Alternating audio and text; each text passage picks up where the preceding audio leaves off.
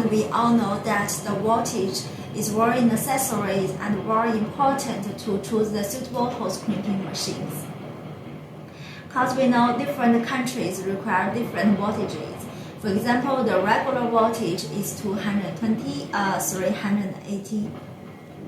But some of our customers may require 240, 110, 450. So you must tell us your voltage before you buy the hose crimping machines.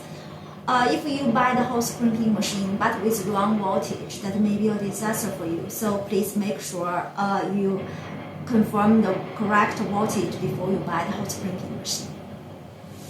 And if you require the regular voltage, then we do have the machines in stock, so we can pack the machines at once.